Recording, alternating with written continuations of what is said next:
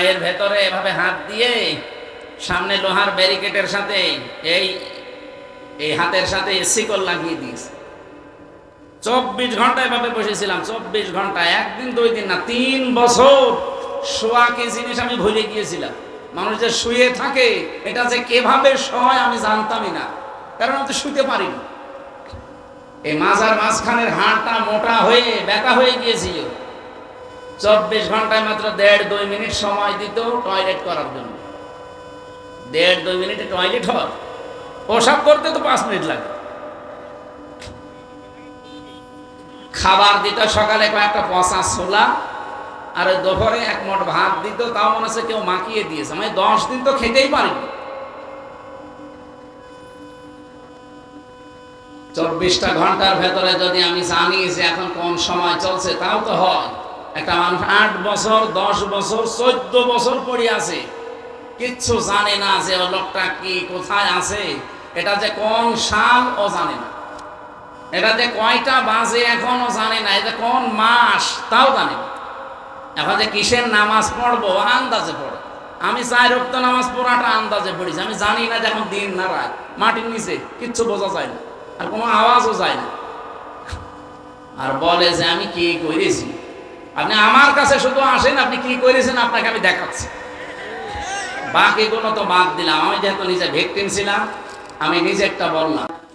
পৃথিবীতে কোনো মানুষ যদি 3টা কারণে কষ্ট পায়, কোরআনে কারিমে আছে সূরা আলাম নাসরার 5 এবং 6 নম্বর আয়াতে, ফাইন্না মাআল উসরি ইসরা, ইন্না মাআল উসরি ইসরা। তাফসীর যারা বোঝে, যারা পড়ে, তাদেরকে বলছি একটু দেখবেন। এখানে উসরুনের আগে আলিফ লাম আছে, এর আগে মা আছে, এর আগে ইন্না আছে। তো আশ্চর্য বিষয় হচ্ছে ইসরার আগে আলিফ লাম নেই। আমি চিন্তা ভাবনা করেছিলাম কেন আল্লাহ দিলেন না। আরবি গ্রামার অনুযায়ী আলিফ লামটা 4 কারণে ব্যবহার হয়। এখানে যে উসরুনের আগে আলিফ লাম দিয়েছেন, এর আগে মা লাগিয়েছেন। আল্লাহ বাদ শব্দের পরেও কিন্তু আলিফ লাম দিয়ে এটা লাগিয়ে দিতে পারতেন। মা দিলেন কেন আর আলিফ লাম বা দিলেন কেন? উনি তো আন্দাজে কোনো কিছু দেবেন না। মুফাসসিরিন ইকরাম বিশেষ করে ফি জিলালিল কোরআনে সাইয়্যিদ কুতুব রাহমাতুল্লাহ আলাইহি আয়াতের টিকায় তিনি লিখেছেন, দুনিয়ার ময়দানে যদি কেউ একটা কষ্ট সহ্য করে, এই জন্য এটা আলিফ লাম মারিফা করে দিয়েছেন নির্দিষ্ট। কমপক্ষে তাকে ইসরা, এটা নাকেরা অনির্দিষ্ট। ওই মানুষের জীবনে আল্লাহ ৭০টা শান্তি সুখ পরবর্তীতে ধারাবাহিকভাবে লিখে রেখেছেন। এই জন্য আল্লাহ মা দিয়েছেন, এর সঙ্গে এর সাথে। আল্লাহ পাক বলেন, দুনিয়ায় কোন মানুষ যদি একটা কষ্ট সহ্য করে, ওই কষ্টটা যদি পেয়ে থাকে ও আল্লাহর জন্যে, ওই কষ্টটা যদি পেয়ে থাকে রাসূলুল্লাহর জন্যে, ওই কষ্টটা যদি পেয়ে থাকে মানবতার জন্যে, এই 3টা কারণে যদি কেউ কষ্ট পায়, একটা কষ্টে ৭০টা শান্তি সুখ দেবেন কে? সুতরাং মাস্টার সাহেব সহ এই সাতক্ষীরাতে যত মানুষ আল্লাহর জন্যে, রাসূলুল্লাহর জন্যে, মানবতার জন্যে কষ্ট করেছেন, হতাশ হবেন না, ভেঙে পড়বেন না। ওয়ালা তাহিনু ওয়ালা তাহজানু ওয়া আনতুমুল আ'লাউনা। হতাশা করবা না, চিন্তা করবা না, ভেঙে পড়বা না, কোনো ভয় নেই, কোনো চিন্তা নেই। ওয়া আনতুমুল আ'লাউনা, বিজয় আমাদের হবেই। শুধু হবে বললেই হয়েছে তো? আনতুমের পরে আবার আলিফ লাম দিয়েছেন। আমরা যারা গ্রামার পড়া, এখানে মাওলানা আছে, আল্লাহ শব্দটা কিন্তু আনতুম আ'লাউনা ছিল। মুবতাদা যদি মারিফা হয়, খবর হবে সব সময় নাকেরা। কিন্তু কোন সময় যদি খবরও আল্লাহ মারিফা বানিয়ে দেয়, তাহলে ইফিদুল হাসরা, হসরের ফায়দা দেয়। বাংলা অর্থ তখন দাঁড়াবে, শেষে আবার হর্ষাই না দিলে অর্থ মিলাতে পারবেন না। আল্লাহ বলেন, ভয় তো নেই, চিন্তা নেই, ভেঙেও পড়বা না, ভয় পাবা না, নিজেকে হীনমন্যতায় ভোগাবে না। তাহিন মানে ছোট হওয়া, দুর্বল হওয়া। তাহজানু, চিন্তাও করা যাবে না। বিজয় তোমরা হবে, কারণ তোমাদের কষ্ট দুনিয়ায় হয়েছে কয় কারণে বলেন বলেন। এই 15.5 বছর এখানে যারা আমরা আছি, অনেকে আল্লাহর জন্য কষ্ট পাইনি, রাসূলুল্লাহর জন্য। রাসূলের জন্য কষ্ট কি? তার আদর্শ মানতে গিয়ে আমরা কষ্ট পেয়েছিলাম। হযরতে তালহা রাদিয়াল্লাহু তাআলা আনহু নবীজিকে বাঁচাতে গিয়ে তিনি পিঠের ভেতরে তীর নিয়েছিলেন 82টা।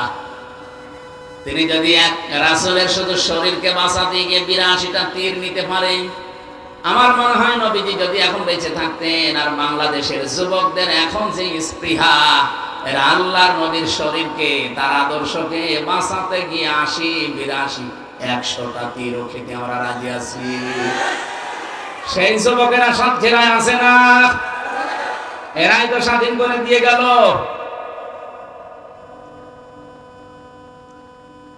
এখানে কষ্ট যারা আমরা পেয়েছি আল্লাহর জন্য, রাসূলুল্লাহর জন্য, মানবতার জন্য, ভেঙে পড়বেন না, ভয় পাবেন না, চিন্তা নেই। বিজয় আসতেছে আমাদেরই, আমাদের বিজয় হবেই। সেই জন্য শেষে হর্ষাই আছে, ওয়া আনতুমুল আলাউনা, আলিফ লাম দিয়ে আল্লাহ নির্দিষ্ট করে দিয়েছেন বিজয়টা। একটা শর্ত আছে শুধু, ইন কুনতুম মুমিনিন, যদি মুমিন হতে পারো।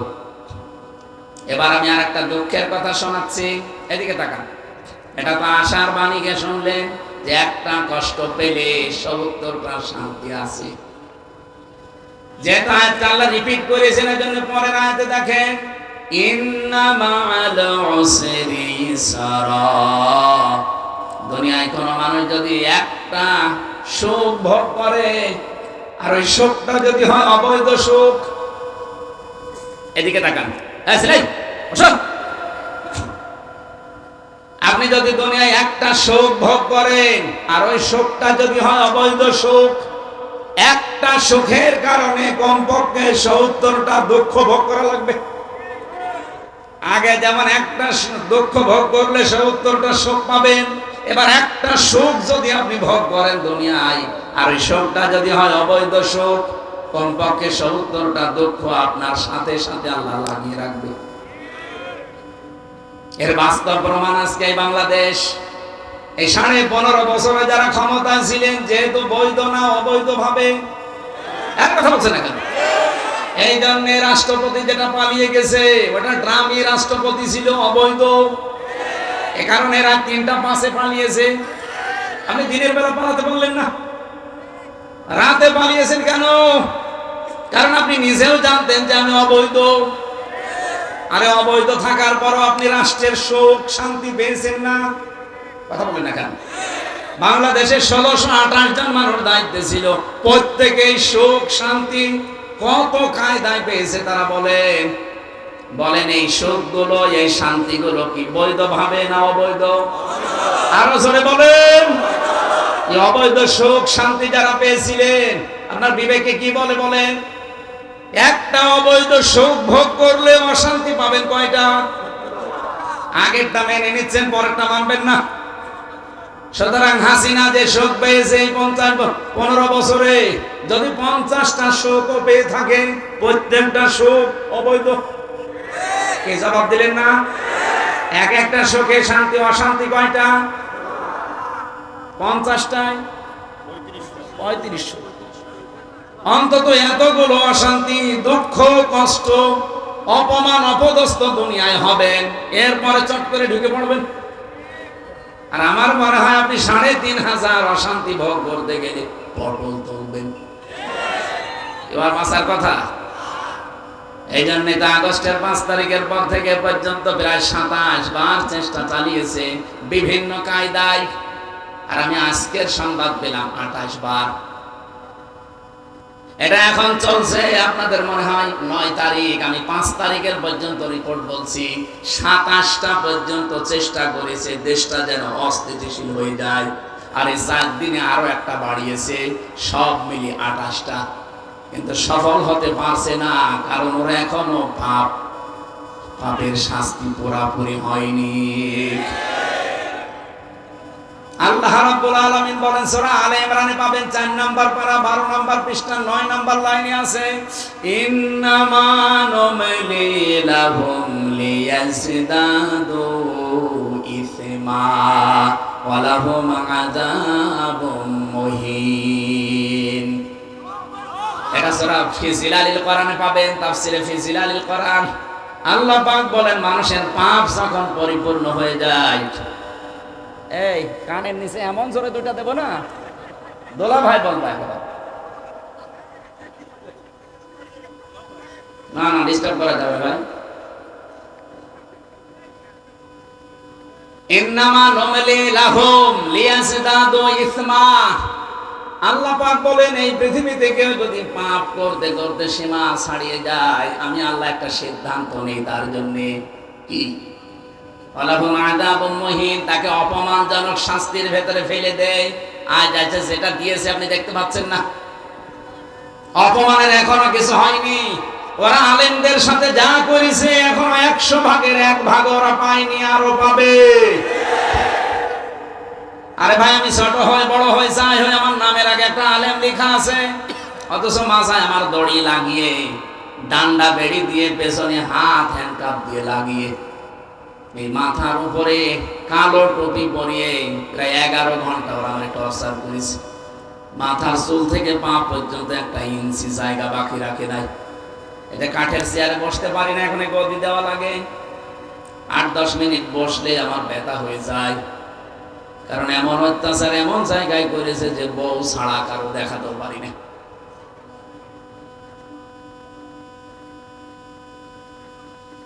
যারা অবৈধ সুখ ভোগ করলেন শুধু একজন না, যারা তার সাথে সহযোগী ছিলেন আপনি লিখে নিতে পারেন। কোরআনের আয়াত মিথ্যা হবে না, মাস্ট বি। আপনার জীবনে 70টা করে এক একটা সুখের জন্য অশান্তি আসতেছে, এই জন্য আল্লাহ মানা দিয়েছেন। আপনি অশান্তি ভোগ করবেন, অপদস্থ হবেন, অপমান হবেন, অকল্যাণ পাবেন, দুঃখ পাবেন। কয়টা করে? 70টা করে। এই জন্য আমাদের কোনো চিন্তা আসে না, আমাদের হতাশাও নেই। আমরা জানি কোরআন 100 ভাগ সত্য, অথেন্টিক তথ্য আছে। আর কোরআনের কথা কোনো রদ বদল, কোরআনের কথা যে পরিবর্তন নেই, এটা কোথায় আছে? সূরা আনআম 8 নাম্বার পারা 1ম নাম্বার পৃষ্ঠা 11 নাম্বার লাইনের 115 নম্বর আয়াতে আছে। প্রথম অংশে পাবেন, ওয়াতাম্মাত কালিমাতু রাব্বিকা সিদকাও ওয়া আদলা লা মুবাদদিলা লিকালিমাতিহি ওয়া হুয়াস সামিউল আলিম। আল্লাহ পাক বলেন আমার কোরআনে যা দিয়েছি সব সত্য কথা, এবং 2 নম্বরে এখানে যা আছে সব ইনসাফপূর্ণ কথা।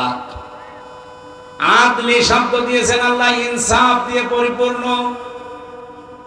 এখান থেকেই তো বাংলাদেশে এই বৈষম্য বিরোধী ছাত্র যে আন্দোলন, আপনারা বৈষম্য করবেন, কোরআনের নির্দেশ যে বৈষম্য করা চলবে না।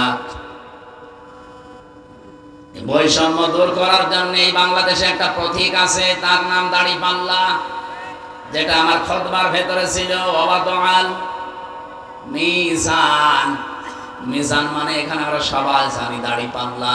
মিজান মানে কি? মানদণ্ড। এটা একটা ন্যায় বিচারের প্রতীক। অসাক্ষীরাবাসী, এটা আমরা কোরআনে কারীম থেকেই নিয়েছি, বানানো না। বাংলাদেশে দাড়িপাল্লা মার্কা, এটা কোরআন থেকে নেওয়া। সূরা হাদীদ 25 নাম্বার পারা, 27 নাম্বার পারা 20 নাম্বার পৃষ্ঠার 1ম নাম্বার লাইনের 25 নাম্বার আয়াতের মাঝের অংশে শব্দটা আছে, লাকাদ আরসালনা রাসূলানা বিল বায়্যিনাতি ওয়া আনজালনা মাআহুমুল কিতাবা ওয়াল মিজান লিয়াকুমান নাসু বিল কিসত। অবশ্যই পৃথিবীতে আমি যত নবী পাঠিয়েছি, আপনি মাওলানা বেলালীকে জিজ্ঞাসা করেন, এখানে আল্লাহ লাকাদ শব্দ বাদও দিলে আমরা কিন্তু নিজেরা আলেমরা অর্থ করে ফেলতাম। লাকাদ আল্লাহ কেন দিলেন? দুইটা তাকিদ দিয়েছেন, লাম একটা, কদ একটা। আল্লাহ গ্যারান্টি দিয়েছেন 2 বার, অবশ্যই এই পৃথিবীতে আমরা যত নবী আর রাসূল পাঠিয়েছি, প্রতিটি নবীর সাথে তিনটা জিনিস দিয়েছিলাম। এক নম্বরে দিয়েছিলাম স্পষ্ট দলিল আর প্রমাণ, মুজিজা যেটা বলা হয়। দুই নম্বরে তাদের সাথে কিতাব দিয়েছি কম বেশি। তিন নম্বরে তাদেরকে আমি মিজান